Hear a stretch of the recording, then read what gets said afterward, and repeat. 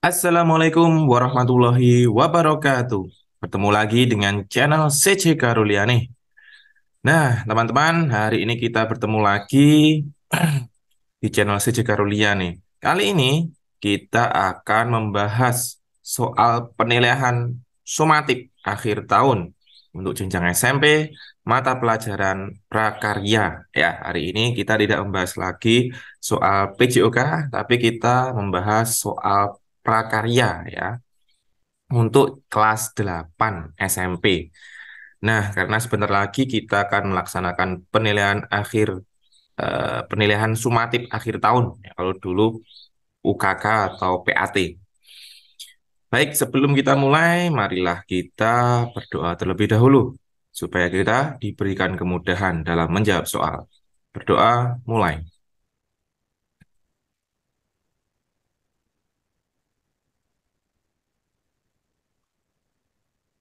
Berdoa selesai. Baiklah, yang pertama di sini kita akan membahas soal pilihan ganda ya teman-teman dari bab 1 sampai bab 16 kalau nggak salah itu di prakarya.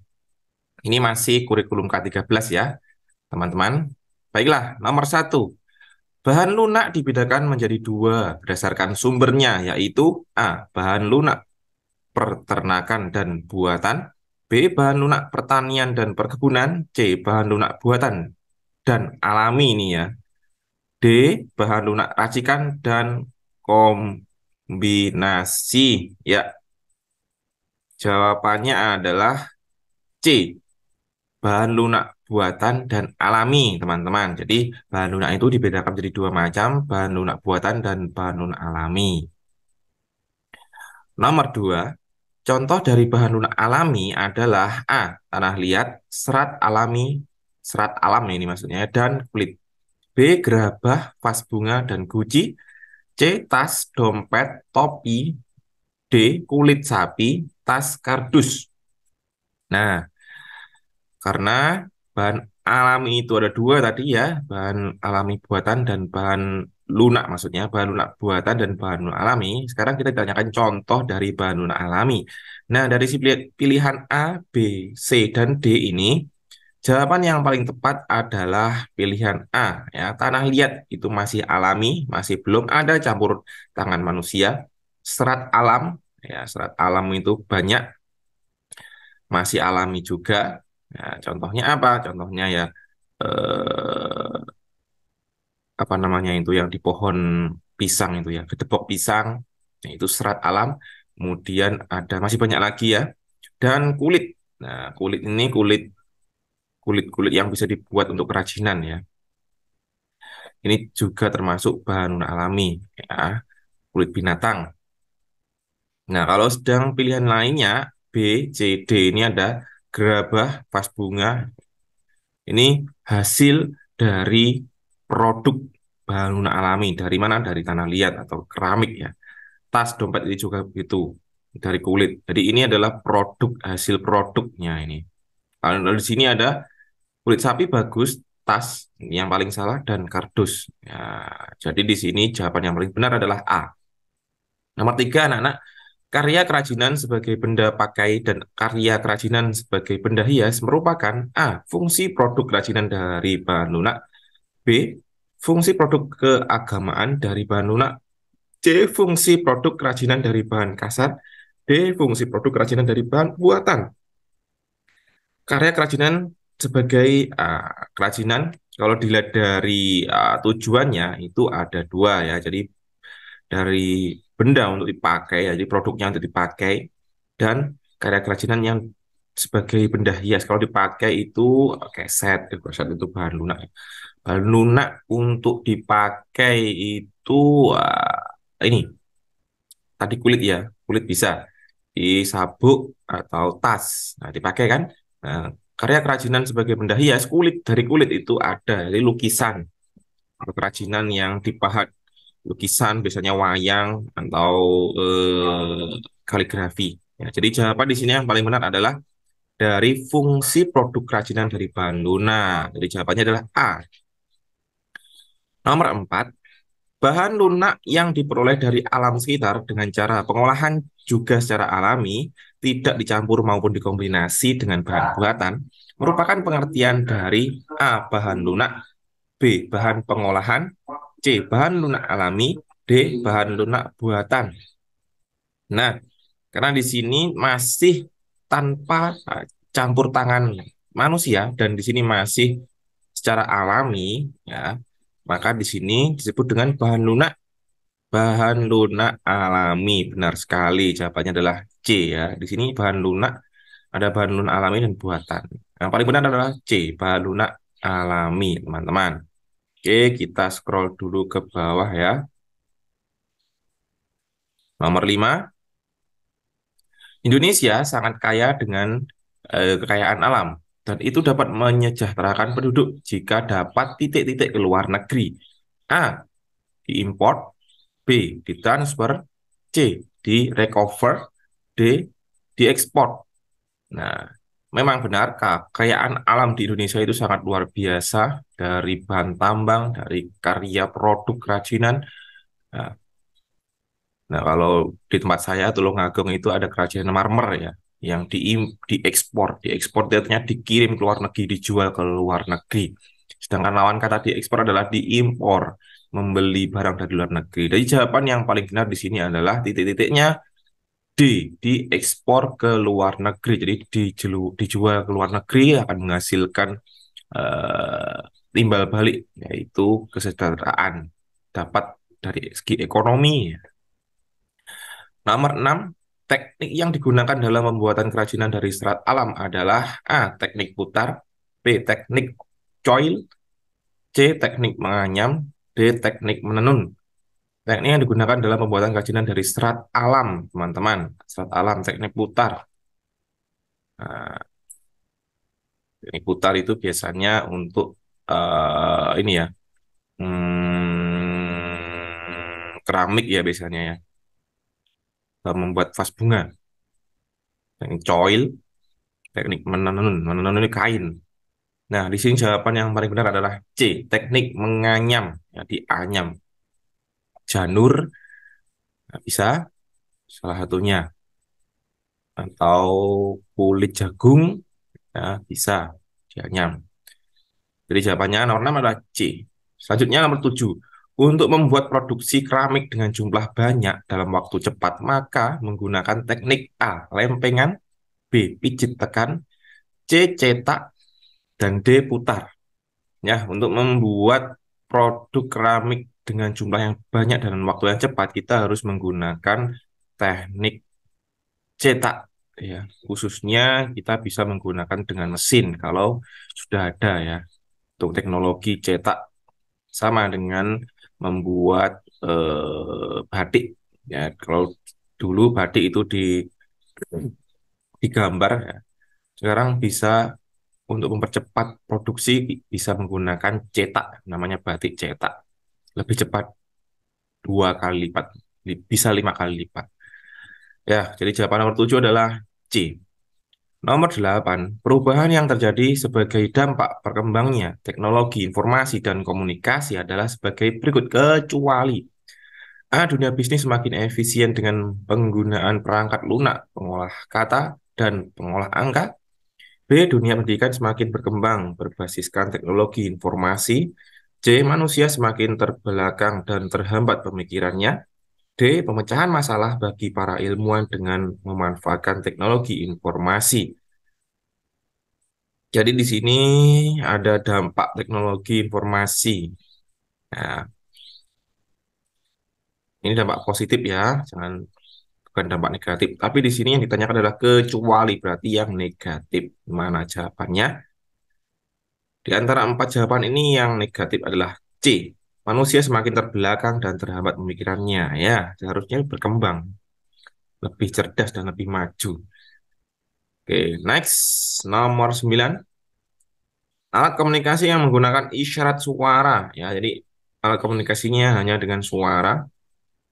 A. Kentongan. B. Bendera dan berbicara. C. Asap. D. Sinar lampu. Nah, di sini di bawah ini adalah alat komunikasi tradisional ya, teman-teman. Ini ada kentongan, bendera, Asap, sinar lampu. Kalau bendera itu bisa digunakan dalam pramuka, semapur. Asap ini juga seperti itu bisa digunakan untuk meminta pertolongan atau menunjukkan tempat mereka. Sinar lampu juga gitu, bisa membuat panggilan SOS ya, minta bantuan. Nah, di sini menggunakan isyarat suara berarti yaitu kentongan. Kentongan itu bisa dari bambu, bisa dari kayu pohon ya, yang dibunyi, yang kalau dipukul bunyi itu. Jadi di sini kalau isyarat yaitu kentongan. Nomor 10, kita geser dulu ya biar jelas. Geser dulu, nomor 10. Di bawah ini yang tidak termasuk keuntungan dari penggunaan teknologi informasi dan komunikasi adalah A. Membantu pengolahan data, B. Memudahkan pekerjaan seseorang, C. Hasil yang didapat lebih akurat, D. Perlu keahlian untuk mengoperasikan. Ya, ini untuk mengoperasikan. Kita edit mengoperasikan. Nah, di bawah ini yang tidak termasuk keuntungan. Ya, di A. Membantu pengolahan data, untung. Jadi manfaatnya ya, memudahkan pekerjaan orang, manfaat. C, hasil yang dapat lebih akurat. Iya. D, perlu keahlian untuk mengoperasikannya. Iya, tapi di sini bukan untuk keuntungan, tapi ini untuk syarat penggunaan teknologi. Ya, memang perlu keahlian dan untuk mengoperasikannya. Jadi jawaban yang paling benar adalah D, perlu keahlian untuk mengoperasikan. Nomor 11, salah satu contoh peran teknologi informasi dan komunikasi dalam bidang perbankan dari penerimaan pinjam bank. A. E-learning, B. E-government, E-commerce, D. E-banking. Nah, di sini kita sudah menggunakan ya, mungkin Bapak Ibu kalian sudah juga menggunakan informasi teknologi, informasi dan komunikasi dalam bidang perbankan. Apa itu? Iya, benar sekali. E-banking ya. Jadi e-banking itu kita bisa membuat transaksi hanya menggunakan HP, teman-teman. Oke, di situ ya.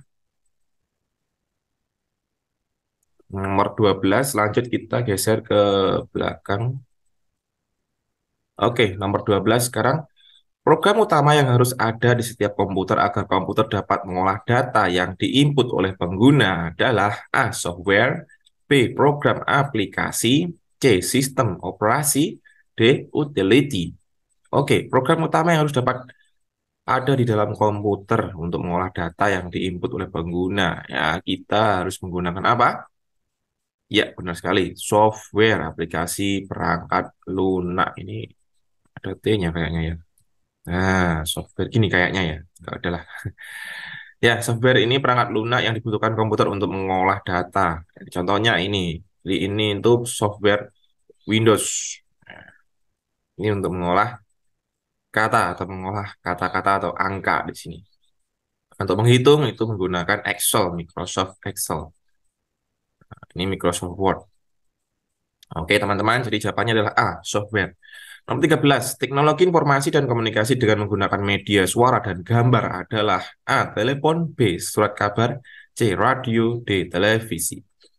Nah, surat kabar dan radio ini, surat kabar itu menggunakan kata-kata ya, informasinya atau komunikasinya, dan itu hanya satu arah. Radio ini bisa satu arah dan bisa dua arah. Sekarang zamannya radio modern jadi dua arah bisa ya. Telepon ini termasuk informasi dan komunikasi, media suara bisa, gambar bisa ya. Tapi kita mau telepon-telepon sekarang, kalau ini mungkin telepon-telepon dulu ya. Tapi kalau dilihat dari zaman dulu, yang sudah bisa gambar dan suara itu adalah televisi. Jadi komunikasi informasinya menggunakan suara dan gambar. Jadi jawaban yang paling benar nomor 13 adalah televisi, teman-teman. Telepon itu ya zaman sekarang ini ya, zaman-zaman modern ini sudah bisa video call, telepon biasa itu bisa. Tapi kalau kita zaman dulu, kita masih menggunakan televisi. Nomor 14, peralatan telekomunikasi yang dapat mengirimkan berita dalam bentuk tulisan. Telekomunikasi mengirimkan berita. A. Telepon, B. Faksimil, C. Radio, D. Televisi. Radio, televisi itu radio itu suara, televisi itu suara dan gambar. Kalau ini untuk mengirim berita lewat tulisan, nah itu bisa telepon juga bisa ya. Telepon itu handphone. Telepon itu masih telepon ini ya, telepon yang tradisional itu, telepon yang Diangkat itu jadi masih suara. Kalau handphone, nah itu baru handphone. Jadi ini juga tadi 613 itu telepon masih diangkat menggunakan suara. Nah, di sini jawaban yang paling benar adalah B. Faksimil ini adalah alat komunikasi yang hanya bisa mencetak berita dari tulisan seperti mesin print, tapi di sini digunakan untuk jarak jauh. Ya.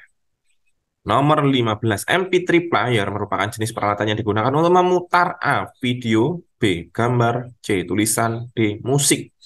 MP3 itu digunakan untuk memutar musik ya teman-teman, pasti kalian sudah paham lah kalau MP3. MP4 itu baru video. Ya, kalau MP5 mungkin bisa video dan bisa musik ya. Nah, itu perkembangan zaman. Dari segi teknologi. Nomor 16, perangkat keras komputer disebut juga dengan istilah A. Software. Nah, ini. B. Hardware. C. Software sama ini. D. Brainware. Perangkat keras komputer disebut apa? Benar sekali, hardware, teman-teman. Lanjut nomor 17. Berikut syarat kandang ternak. Nah, ini mulai eh, apa ini? Budidaya ya. Kalau tadi awal tadi bahan lunak, nah, sekarang ada teknologi ini tadi yang kita bahas. Sekarang ada pengolahan, bukan budidaya ini. Berikut syarat kandang ternak yang baik. A. Dekat jalan raya. B. Dekat keramaian. C. Lembab. D. Kering. Nah, geser dulu biar nanti masuk ke ya ini. Di berikut syarat kandang ternak yang baik itu apa? Apa di jalan raya, dekat jalan raya, dekat keramaian? Ya, tidak. Jadi jawabannya nomor 17 ini yang paling benar adalah apa? Iya, kandangnya harus kering. Tidak lembab. Lembab itu banyak mengandung bakteri. Kalau dekat jalan raya dan keramaian itu mengakibatkan ternak stres ya, bisa stres. Jadi jawaban nomor 17 adalah D, kering. 18. Berikut yang dapat dimanfaatkan dari ternak burung kecuali suaranya. B. Bulunya yang halus. C. Mata yang tajam. D. Paruhnya yang runcing. Nah, di sini manfaat burung itu diambil suaranya. Bisa. Bulunya halus bisa. Mata yang tajam bisa ya. Untuk apa? Untuk apa ya, membuat hewan lain takut gitu loh. Iya, itu. Maksudnya itu ya. Nah, di sini nomor 14 jawabannya adalah paruhnya yang runcing. Nah, ini bukan manfaat ternak ya. Ini paruh yang runcing itu bisa menyakiti manusia kalau dipatuk atau diserang oleh burung itu. Jadi jawabannya adalah D, nomor 18. 19. Pada awalnya hamster dipelihara hanya sebagai hewan A. Bahan permainan. B. Untuk mata pencaharian. C. Percobaan di laboratorium. D. Bahan bercandaan kasar. Hewan hamster kalau di luar negeri itu untuk eh, bahan percobaan oleh ilmuwan ya. Digunakan untuk bahan percobaan obat dan sebagainya. Jadi jawabannya adalah C. Nomor 20. Salah satu kendala penting yang dapat mengganggu pertumbuhan dan perkembangan budidaya adalah A. Zat kimia. B. Kandang yang kotor. C. Serangan hama dan penyakit. D. Pakan yang baik. Nah, pakan yang baik ini tidak mengganggu. Kalau zat kimia ini bisa mengganggu juga, kandang yang kotor juga bisa mengganggu pertumbuhan dan perkembangan budidaya. Namun di sini yang paling berbahaya adalah apa? Ya, serangan hama dan penyakit. Hama, penyakit ini bisa menimbulkan penyakit di tubuh hewan ternak dan membuat mereka stres akhirnya mati.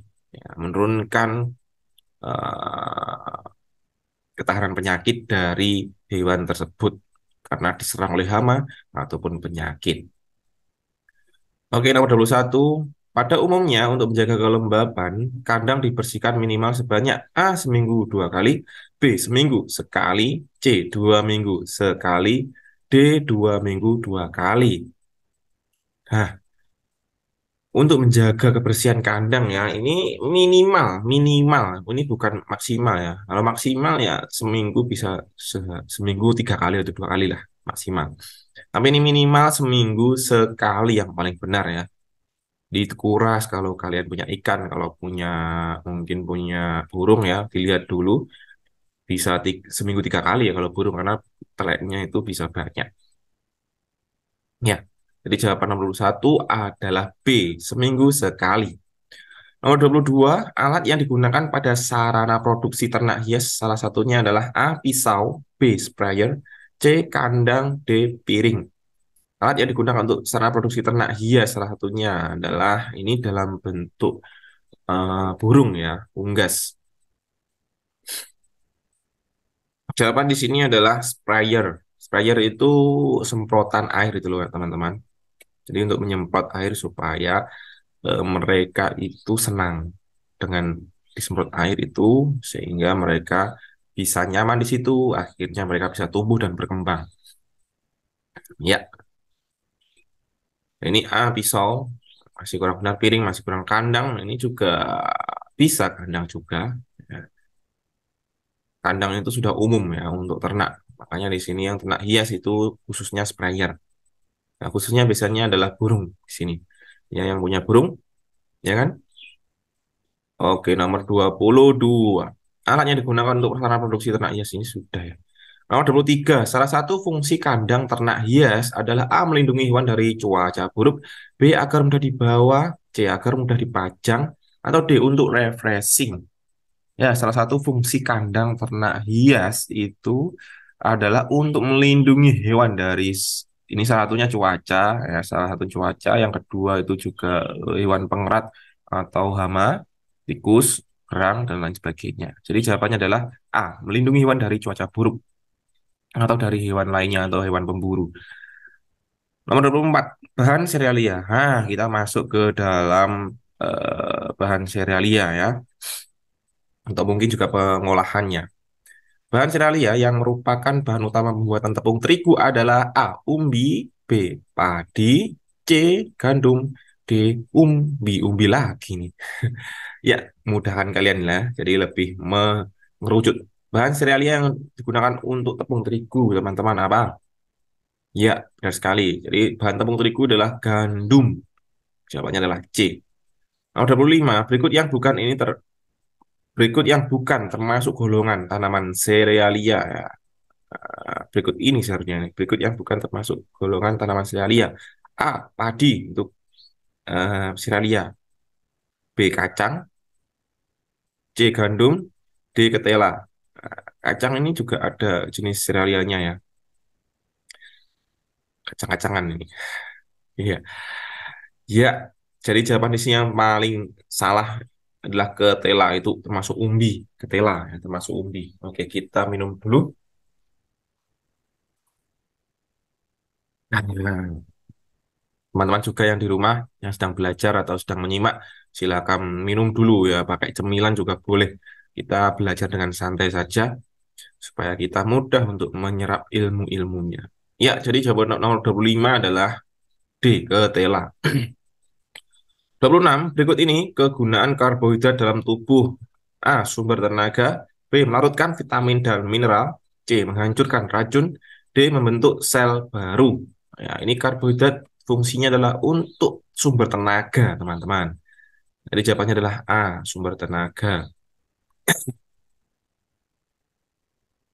Kalau protein untuk apa, teman-teman? Protein adalah untuk membentuk sel baru atau memperbaiki sel yang rusak.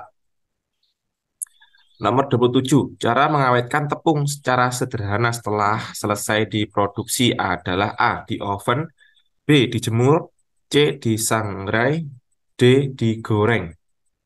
Ya, cara pengawetan tepung secara sederhana kalau biasanya itu di oven ya. Di oven itu sudah ah, pakai teknologi itu. Sederhananya itu bisa dijemur. Ini jawabannya bisa dijemur atau disangrai. Disangrai itu digoreng. Tapi biasanya yang paling sederhana sih dijemur ya, tinggal ditaruh di nampan atau papan gitu, kemudian dijemur saja di terik matahari yang panas. Ya, itu paling sederhana ya. Jadi jawabannya B. Nomor 28, berdasarkan warna berasnya, beras ketan dapat dibedakan menjadi beras ketan hitam dan beras ketan putih. Karakteristik keduanya hampir sama. Yang membedakan secara signifikan adalah A. Rasa, B. Warna, C. Bentuk, D. Bau. Oke, di sini beras ketan itu ada dua, beras ketan merah dan putih. Sama sih tekstur rasanya, tapi di sini yang karakteristik yang paling membedakan itu adalah dari segi warnanya saja ya, warna kulitnya merah dan putih. Hitam sih, mohon maaf hitam. Beras ketan hitam dan beras ketan putih sama. Jadi teksturnya sama, rasanya sama, tapi hanya warnanya aja yang berbeda. Oke, next ya, nomor 29. Pengertian cerealia. Ya, A. Jenis tumbuhan ini. Jenis tumbuhan golongan tumbuhan. Langsung kita edit ya. Jenis tumbuhan golongan tanaman padi-padian rumput-rumputan untuk menghasilkan bulir. Bulir berisi biji-bijian sebagai sumber karbohidrat atau pati. B. Tanaman menghasilkan zat sebagai sumber serat. C. Jenis tumbuhan golongan tanaman yang menghasilkan sari pati kaldu. D. Jenis tumbuhan tanaman padi-padian yang diberikan untuk nasi. Pengertian serealia. Serealia itu ada di pilihan A, jenis tumbuhan golongan tanaman padi-padian rumput-rumputan untuk menghasilkan bulir-bulir berisi biji-bijian yang sebagai sumber pati atau karbohidrat. Nomor 30, manfaat umbi singkong antara lain. A. Melancarkan pencernaan karena singkong banyak mengandung serat yang tidak larut dalam air. B. Melancarkan proses pembakaran dalam tubuh. C. Melancarkan peredaran darah. D. Melancarkan buang air karena singkong mengandung banyak air. Manfaat umbi singkong adalah untuk jawabannya adalah untuk melancarkan pencernaan salah satunya ya karena banyak mengandung zat atau serat yang tidak larut dalam air. Makanya kalau nanti kalian susah buang air besar maka kalian bisa makan daun singkong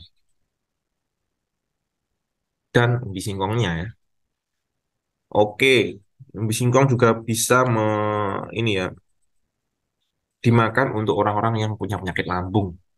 Nah, ketela. Nomor 31, keuntungan bahan pangan yang diolah menjadi bahan pangan setengah jadi, yaitu A, menjadi bahan baku yang fleksibel untuk industri pengolahan lanjut, B, menjadi bahan olahan yang fleksibel untuk industri pengolahan lanjut, pokok podo.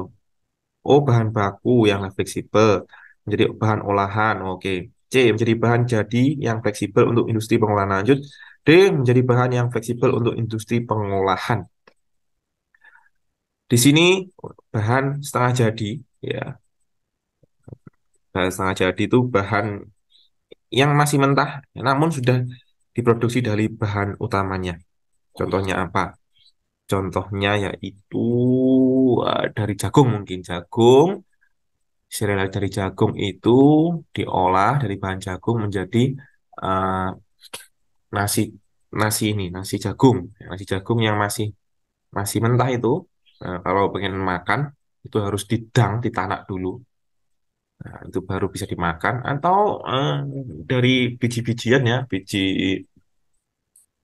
jagung juga bisa, di jagung kemudian didang atau digodok, kemudian jagungnya dipukul-pukul gitu. Itu jadi jajanan. Itu nanti setengah jadi, dipepe atau dijemur, kering, kemudian digoreng, dibumbui rasa-rasa. Itu adalah, jadi jawaban di sini yang paling benar adalah A, menjadi bahan baku yang fleksibel untuk industri pengolahan lanjut. Bahan baku, bukan bahan olahan ya. 32, teknik dasar pengolahan bahan pangan makanan yang dapat dibedakan menjadi dua teknik, yaitu A, pengolahan makan rebus dan pengolahan makanan kukus. B, teknik pengolahan makanan basah dan teknik pengolahan makanan kering. C, teknik pengolahan makanan panas dan teknik pengolahan makanan kering. D, teknik pengolahan makanan panas dan basah. Panas basah ini, aduh. Ya, di sini kita langsung saja jawabannya adalah pengolahan makanan basah dan pengolahan makanan kering. Itu teknik memasak. Nomor 33, berikut yang bukan termasuk dalam jenis umbi-umbian. A. Ganyong. Ganyong itu ganyong itu umbi ya. D. B. Uwi. Uwi juga termasuk umbi. C. Gandum. Gandum. Gadung. Oh, gadung. Ya, gadung itu di bawah tanah termasuk umbi. D. Sorghum. Sorghum itu masuk biji-bijian ya. Cerealia. Jadi jawabannya adalah D. Sorghum. 34, produk pangan setengah jadi berbentuk pipih tebal dan tipis dari umbi yang lain. Umbi, keripik singkong, benar. Saut gaplek umbi jalar, benar. Gaplek umbi kayu, benar. Ya, jadi jawabannya langsung saja di sini dari bahan dasar umbi ya. Kerupuk, jedar, rengginang. Rengginang itu dari nasi, berarti serealia, salah. Jagung, serealia. C, kerupuk bawang, bihun, mie, nah, salah, ini serealia. Kerupuk jen, ini juga serealia. Jadi jawaban yang benar adalah A, keripik singkong, sawut, gaplek umbi jalar, atau gaplek umbi kayu. Nomor terakhir 35 media pengeringan dengan bahan serealia paling murah dan mudah yaitu ini seperti sudah ya. Jawabannya apa? Penjemuran, benar sekali. Oke, di sini kita sudah sampai nomor 35. Nah, di sini kita harus selesai. Sebenarnya ada 5 IC tambahannya. Tuh, kalau lengkap, tapi kali ini kita belum melengkapi. Kita akan bahas di video selanjutnya saja. Baik, semoga bermanfaat di pembelajaran kali ini untuk persiapan penilaian sumatif akhir tahun. Nah, ini biasanya untuk digunakan untuk kenaikan kelas ya, maka kerjakan dengan hati-hati dan pilih jawaban yang paling benar di antara jawaban-jawaban yang sudah disediakan. Terima kasih, sampai jumpa di video selanjutnya. Saya akhiri, wassalamualaikum warahmatullahi wabarakatuh.